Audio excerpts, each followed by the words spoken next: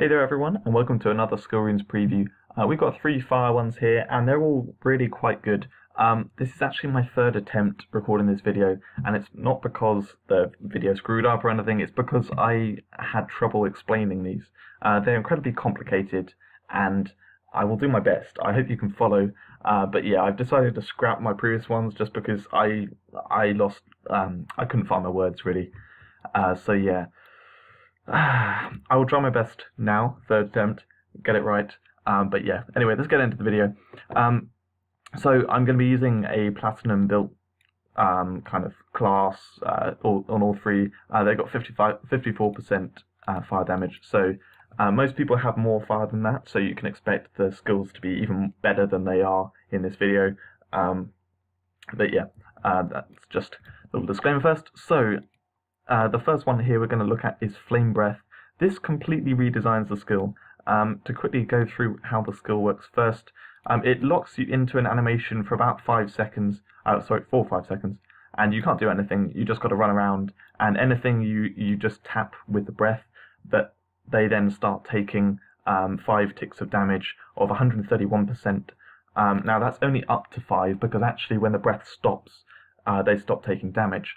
So it's up to that amount, and also because you're defenseless when you're doing it, it's always best to use like a protection bubble first, and then you just tap them and then run away, and they'll take the damage behind you. So it's really difficult to use and not very good when you compare it to things like Fire Blast, that has obviously really fast cooldown, so you can use it multiple times, and it's got a lot of fire damage there, or other elements as well. It just doesn't match up. Now, just to show, actually, yeah, so this one hits behind you a little bit. It's got a kind of weird hitbox. That's normal Arcane Breath. However, this new one, actually has an insane hitbox. I'll show you here. It hits behind you as well. It's got like an invisible aura around you that will hit anything, as well as that cone in front of you. So hitting enemies is not a problem at all, and the best bit about it is it does not lock you in the animation. So you can carry on playing however you like. There's a slight wind-up when you first use it, which obviously you're kind of weak in, but to be honest, that's just like any other skill. The only downside is you need to be quite close to enemies. However, it is awesome having that little invisible aura around you, because any suicide enemies that come in, or any melee enemies, automatically will get hit. You don't even need to face them. So yes, all 3 of these skill runes, these new fire ones, they strip away the base damage. That's exactly the same as the skill runes we saw in the previous video, the light ones. That's probably going to be a common trend with the ones which they're bringing out now. They go through phases of doing different things. So the 131% base damage is not here. Instead, you just have this fire damage. However, when you go into the details of this fire damage, you realise it's a lot better, so don't worry. Actually, oh, that's weird. It says 131% here. I guess that's because they don't change this stuff. Anyway, right. So this 11,000 plus 31%, that roughly works out as about 60% fire damage. That's going to hit 5 times on enemies. It doesn't matter if you hit them at the end of the breath or the beginning. You're always going to get 5 ticks of damage of 60%. So you're going to get 300% fire damage over 5 seconds by just tapping an enemy with this.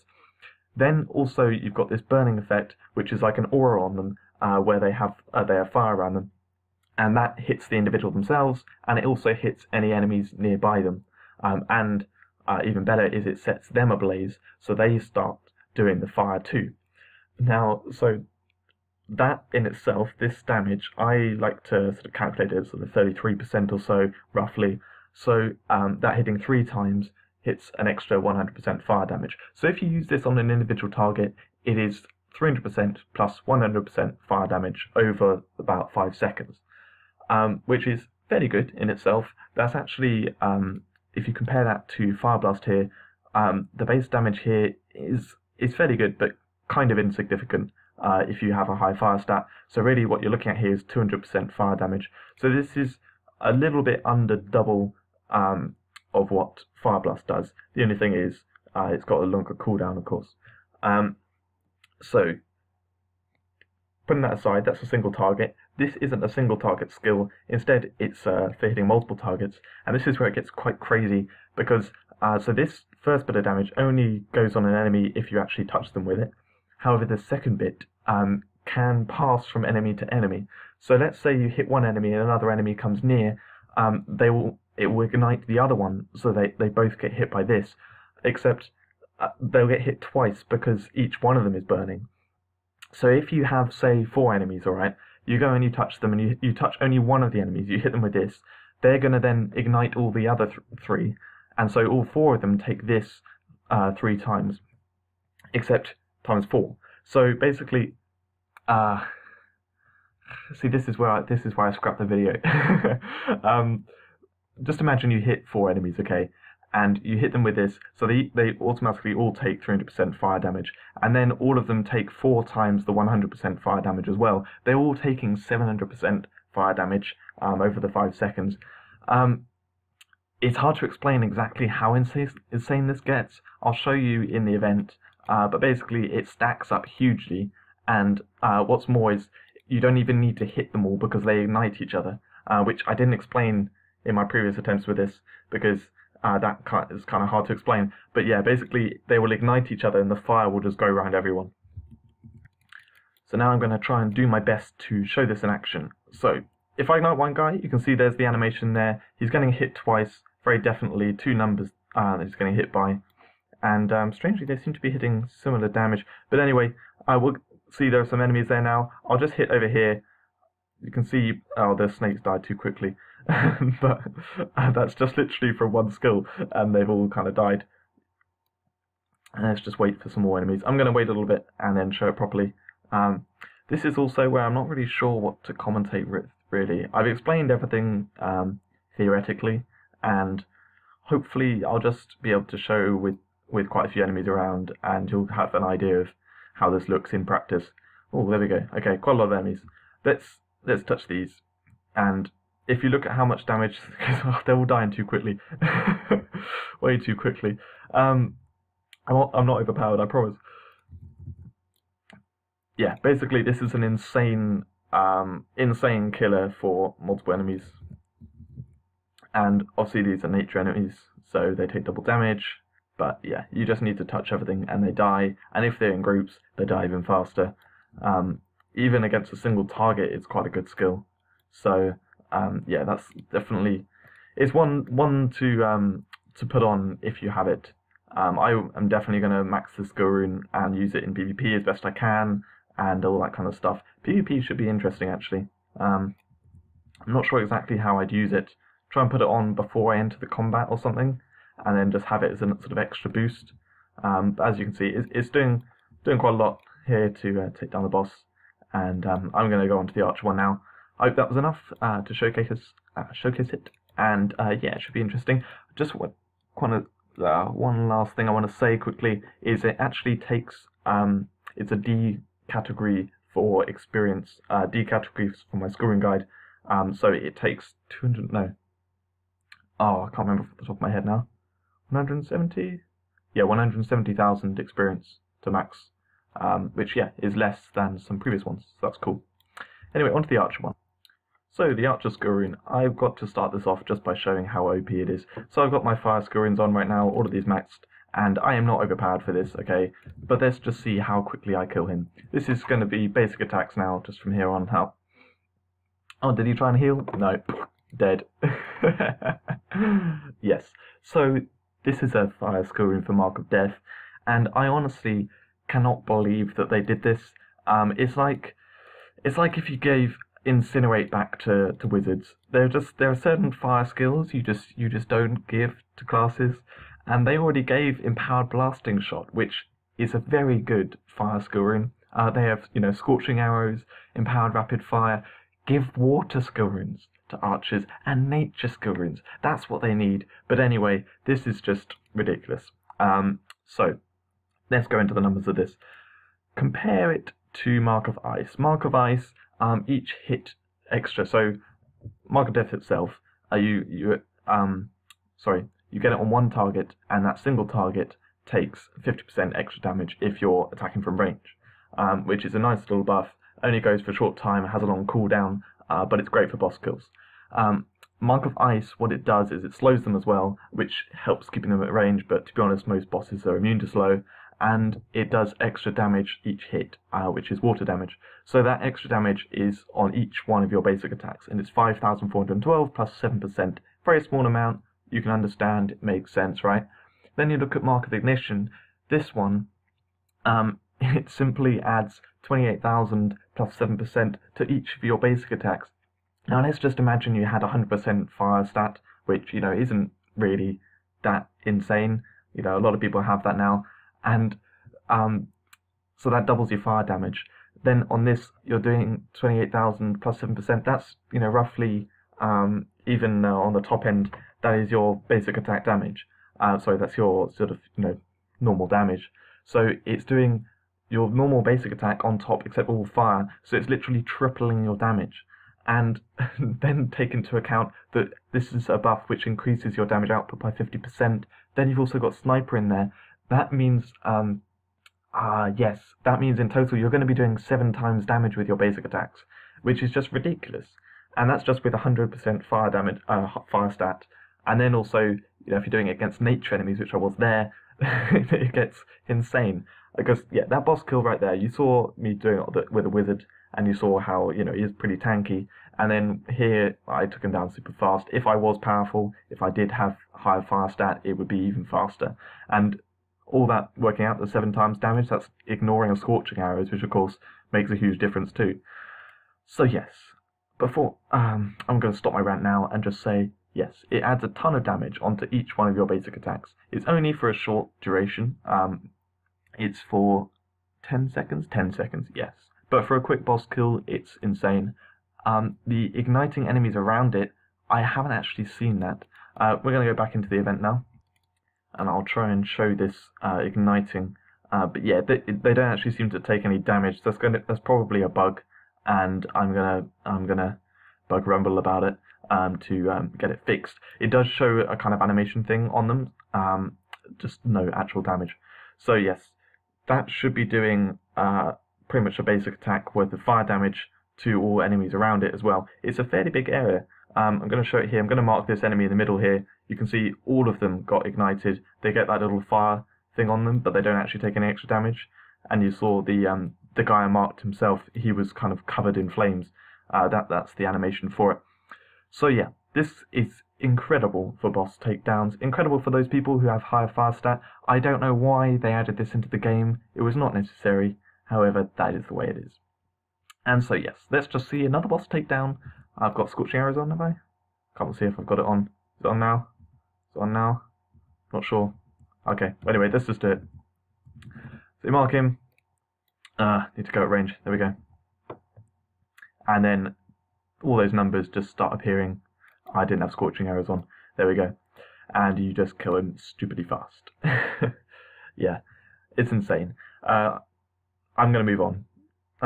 Because there's not really much more to say about that. It's not actually that complicated. The igniting other enemies we'll look into, and hopefully that will get fixed, because I'm pretty sure I did test. It doesn't mean that they get ignited and then you attack them and they get that much damage on them. It's definitely, they should be taking that damage, I think, because I tried attacking them when they had that little icon over their head and they weren't taking any extra damage. So yeah, I'll bug them about that. Anyway, on to the night one. Before I talk about the Night Skill Rune, I just want to quickly say I was wrong with the Wizard Skill Rune. The ignited enemies don't ignite others. It's actually just the weird big hitbox that was confusing me. I don't want to have to redo that part of the video again though, for the 4th time. So yeah, and also the archers, I wanted to mention that Archer Skill Rune, because Mark of Death is really just a PvE skill rune. It has no use in PvP. Yeah, I wanted to mention that, how actually it's weird how the most recent Decoy and also that are both really good PvE skill runes. Now archers are really, really nicely set up for PvE, I think. So yeah, they shouldn't be complaining there. Anyway, so this night one, I'm not going to be showing in the event, I'm going to be showing in this one. There's some weird things about it. So again, the base damage is struck off. This is 114% is the normal base damage. Instead you just got 105% plus this pretty much kind of 100%-ish fire damage overall. So it's around about 200% fire rather than the base damage plus whatever. Where this really gets interesting is with the fire pool on the ground, and also the area effect of this has been changed. So the previous ones and the base skill itself has a huge area that it hits. I'll just show that now.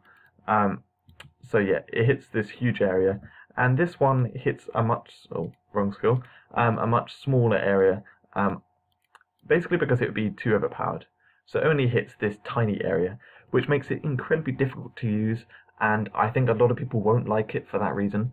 However, the damage is insane if you can hit the damage on the ground, because that's 7 times extra, kind of ish 100% fire damage. So overall it would be 9 basic attacks worth of fire damage, which is an incredibly large amount. Yeah.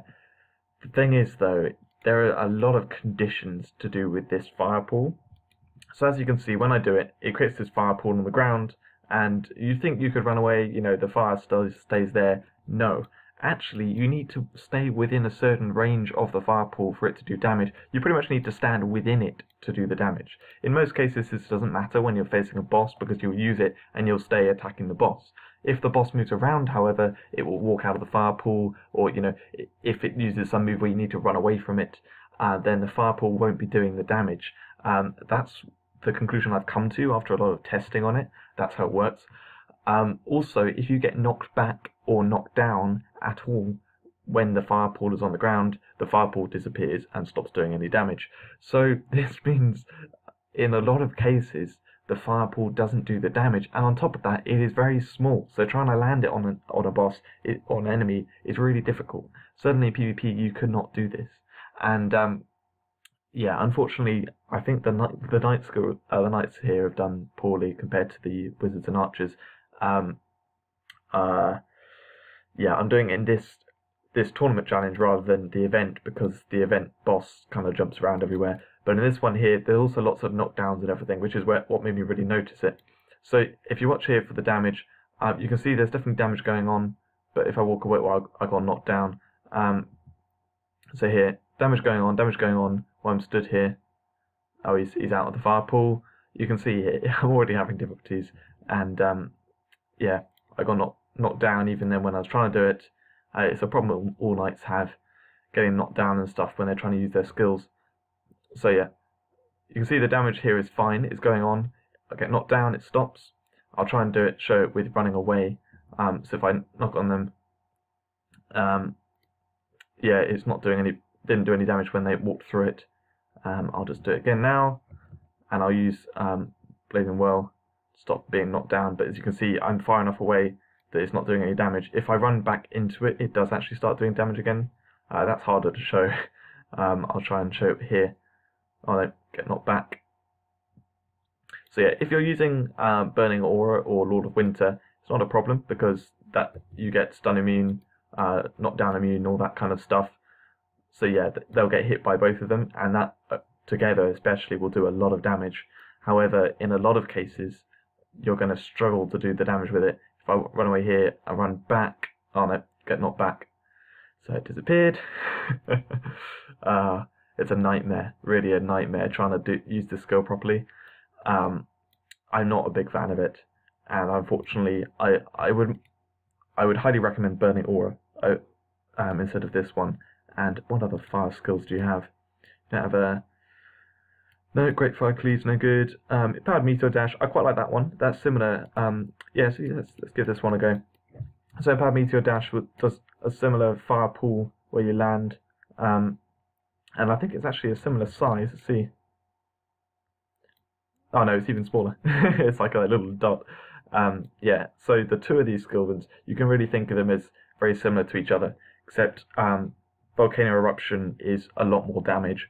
So yeah, it's probably better than Empowered Meteor Dash, actually, if you think about it. When I think about it, sorry.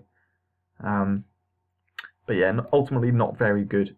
Kind of too awkward to use. Actually, let's see if I can take it to a challenge where there aren't loads of knockdowns. Let's try on the first tournament challenge.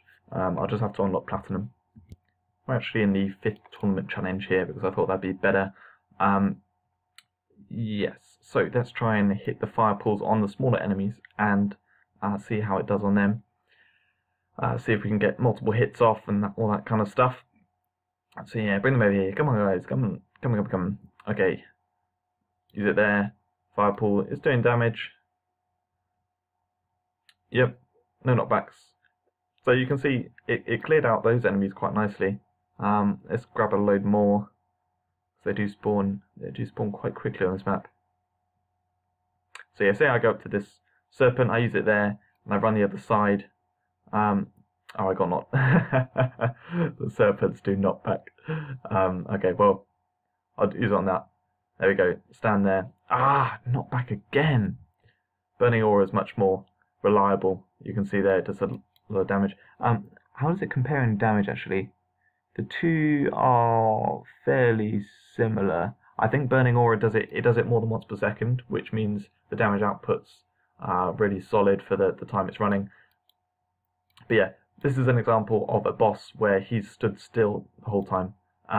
So you can hit these kind of fire pools on them. So if I Meteor Dash, you can see there that it's going to hit more and more and more. Alright, let's use it there. Yep, definitely doesn't do the damage when you walk away, but walking back you saw there was a little tick of damage.